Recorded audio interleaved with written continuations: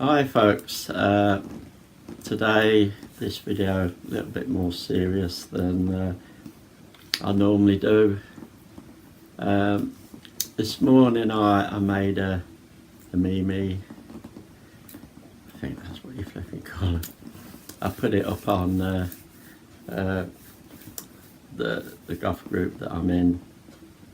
I went shopping today, and when I was out I was thinking about it, and I thought yeah, it's something that I need to talk about and probably enlist the help of a few people.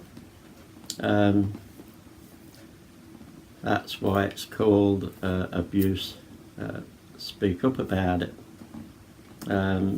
Lots of people out there with that issue that suffer abuse in lots of different ways. Sometimes it's physical, sometimes it's mental, and some people probably think, oh, mental, not quite the same as getting a punch in the mouth, but can be more devastating. A pain and everything, you can come over it. You get a broken bone, yes, you can fix it. Doesn't make it right, and it doesn't make it something that stays just there. But mental, you can't fix. You can't get plaster and fix it. You can't just rub it a few times and oh yeah, it feels better. It is devastating. Saying that, yeah, the whole flipping shebang is devastating. And I thought, yeah, as goths, we come online and we do our little videos and we talk about our lives, and we get these little pencils and we come on and we do our eyebrows, and we talk about the hauls of things that we come across and the music that we love, and look at this shirt, isn't it beautiful? And there's nothing wrong with that. That's what everybody wants to see, and it's great to see. I love it. But there's lots of other things in our subculture we could talk about as well. And although, yes, abuse is out there in the world, it is also in the subculture. It'd be nice to think it wasn't, that we're different to other people, but we're not. So that's what I'd like to talk a little bit about, abuse. And I'd like to think that maybe people that get to watch this might just pluck up the courage that if they've been abused, talk about it in some way. If they're being abused, talk about it in some way. If they feel like it's around and might happen, talk about it some way. And it's only by us all sharing and talking about these things that we can inspire other people and help them to have the strength to do something about it, because that is one of the big problems. People having the courage and the strength to do something about it. I don't know why, probably most of my life, especially from my 20s, I've had this ability to be able to talk to women. Women have always wanted to talk to me, and if nothing else, in reality or online, they would come to me and talk about their life and the things that affect them, and a lot of the time it's to do with abuse and anxiety and depression. And I've sort of come to the conclusion that there is very few women that either haven't suffered it or still suffering it. There's definitely very few that's not going to suffer it somewhere along the line. And it's a vicious circle. It can be a vicious circle. And when I've had lots of stories given to me by women, how would you put it? Some seem sort of crazy. You sort of think, well, why? The amount of women that say to me, we talk about who they love, the sort of men they go out with, and they talk about the life with them. They probably get smacked up a wall, they get the face punched, they get told everything under the sun. You're a slut, you're ugly, nobody will ever want you, you're bloody lucky, you've got me. They'll put me in hospital, broken jaws, broken ribs, the whole shebang. And at the end of it, when I talk to them, they turn around and say, "Hey, yeah, but I love this sort, man. I love what is that? I love a bad boy." What? But you keep picking a bad boy, and the bad boys keep doing this to you. And so I sort of think, why? Why do you pick a bad boy? And they usually say, because the others are boring. And I must admit, it flummoxed me. I couldn't understand that principle. Why would you want to get smacked up a wall umpteen times in hospital and everything, and still say, but I love a bad boy? I did come to some sort of conclusion that, one, when a lot of them were saying I prefer a bad boy, what they really were saying was, I prefer a strong man. And they were getting the two sort of muddled up. Yes, they want somebody that's not wimpy and, oh, I want to go and see my mother and all that sort of thing. They want a strong man that knows his mind, knows what he's doing, is a prince to them, is their protector, they feel safe with him, they feel loved by him. All these things that probably a little girl grows up wanting from a man.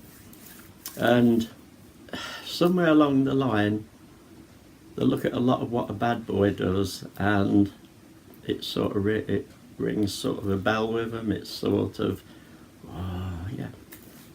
But a person that isn't a bad boy can be all those things that that woman's desiring. You just got to look for the strong man. But with the strong man, you get the bad boy without the bad bits, if you understand what I mean.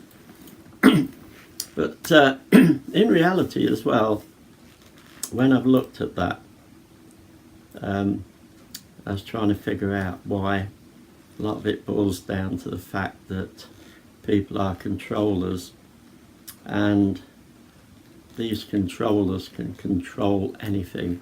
They'll make you believe anything. They can make you believe up there, they can make you believe down here, they'll make you believe anything. And they make you believe like you're crap. They make you believe you're crap, they make you believe you're worth nothing, they make you believe that they're doing you a bloody favour, they make you feel that you're worthless, that that's the best you can do in life. So when they get away from this abuse, they've still got it in the mind. Someone nice comes along, they'll walk away, because that's not for me. That's far above me. I'm not worthy enough to have this sort of person, because they've been flipping. It's been drummed into a person. And this abuse and everything can be flipping devastating, and I know because I was thinking about it today. It would be really in my middle 20s to like 30s. I was what I would call an abused husband twice, a battered husband twice, because I'm not the sort of man that would turn around and smack a woman or do to her what she does to me or whatever. In a sense, it gives women that are that way permission to do it. And in reverse, if it's a man and a woman doesn't retaliate, it's giving the man permission to do it.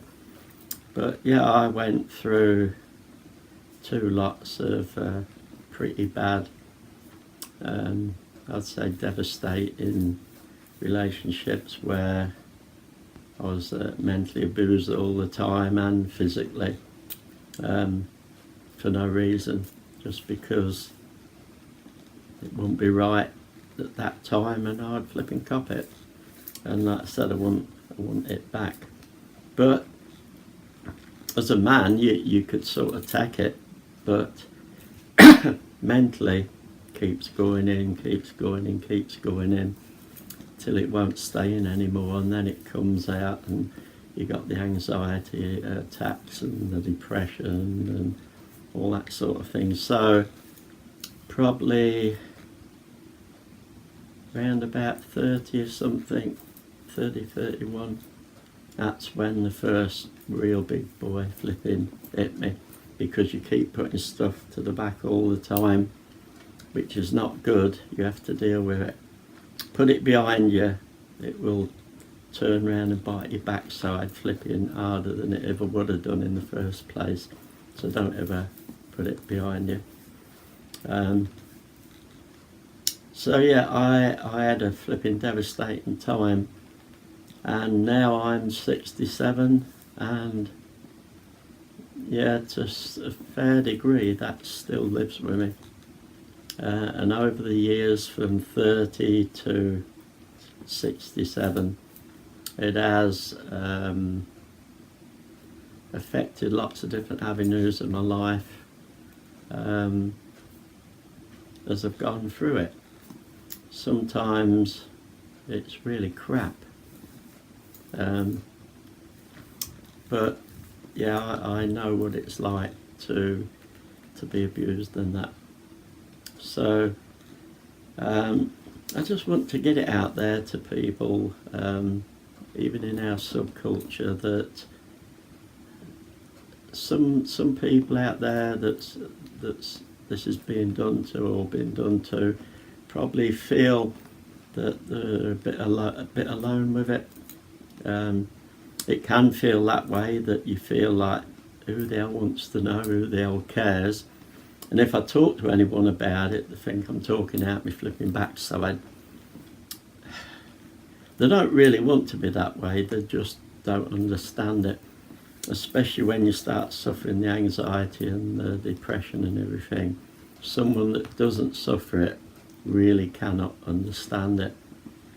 So yeah, I want to start this off as a tag.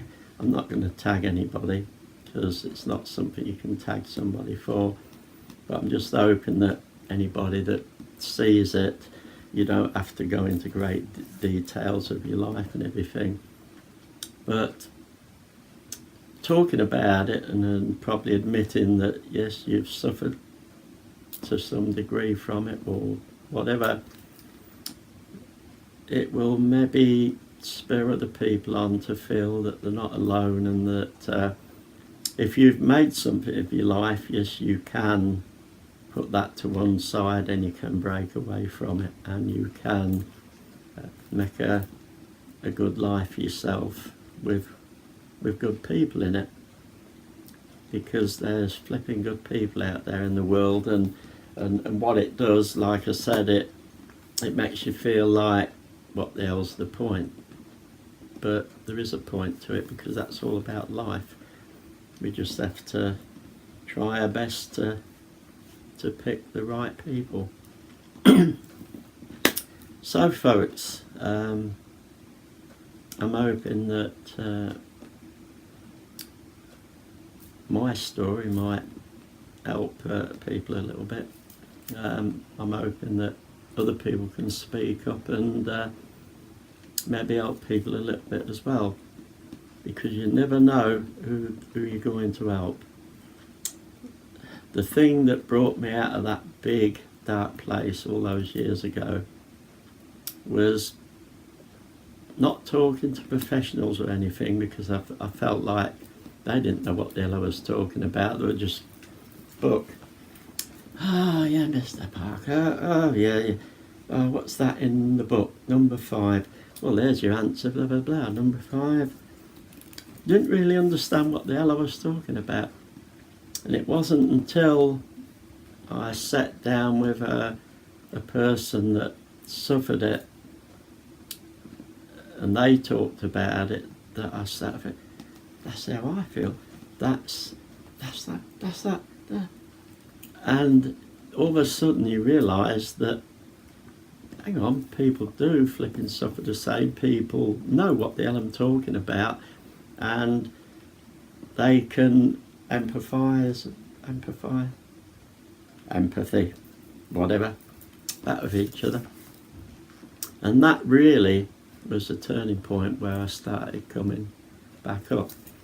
So don't think to yourself that the little bit of story that you can pass on, or the little bit of inspiration saying to people, I've suffered and I got out the hole, because you can turn somebody's life around just with, doesn't take many sentences, but if you ring with somebody, it'll turn the life around totally. Some people are just looking for someone with the same thing to say, you know, don't be in that bloody hole. Come on back up. And if needs be, and they can get in touch with you, be a little bit of a support for them, because that's what will do it. Okay folks, so I'm sorry it's a bit dim, this video, but let's try and help people in our subculture, and if anybody else watches these videos, them as well, because it is a flipping devastating place to be. There's some of you that's watching know exactly what I'm flipping talking about. And if you are in one of them holes at the moment, take my word for it. There is a way out. There is a light at the end of the tunnel. Just on a lightish note, one of the sayings I really love is, I can't bloody remember what it is there, but I shall think of it. It's along the lines of, if you're in that dark tunnel, don't expect somebody to flipping turn the light on at the end of it. Stomp along there your bloody self and turn it on. And it's true. Don't sit in that dark hole, wait for somebody to turn the light on and see the end of the tunnel. Bloody stomp along there and turn the sodding light on yourself, and talk to people and listen to people. There is an exit at the end of that flipping tunnel. So folks, in the balls in your court, I hope that you can help in some way or another. Have fun, don't do anything I want, be good, and if you can't be good, don't be a bloody abuser. Okay?